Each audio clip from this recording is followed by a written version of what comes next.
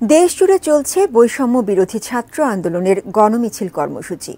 লোকে লোকারণ্য হয়ে উঠেছে কেন্দ্রীয় শহীদ মিনার থেকে শুরু করে শাহবাগ, সায়েন্স ল্যাব সহ সারা দেশ। দেখছেন আপনারা, হিজলার গোষ্ঠী ববিয়ানদের কাছে পরাজিত হয়ে সারেন্ডার করেছে এবং আমাদের সবাইকে ডেকে তারা স্বীকার করেছে যে আমরা আসলে চলে যাচ্ছি এবং তারা ক্যাম্পাস থেকে চলে যাচ্ছে। এখন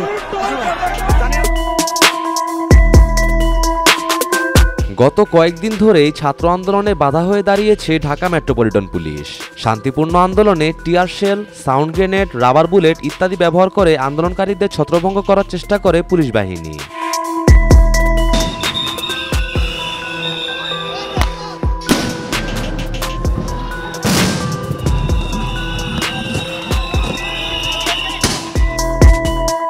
এগুলোর কাছে ছাত্র জনতা হার না মানলে তাদের উপর নির্মমভাবে গুলি চালানো হয়। পুলিশের গুলিতে প্রাণ হারায় 200-এরও বেশি শিক্ষার্থী।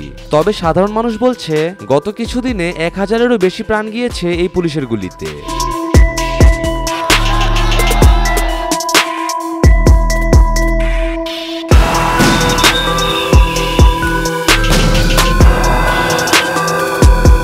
এবার বরিশালে ছাত্রদের সামনে আত্মসমর্পণ করেন পুলিশ বাহিনী।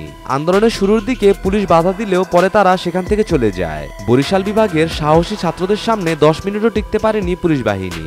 আত্মসমর্পণ করেই সেই স্থান ত্যাগ করে তারা।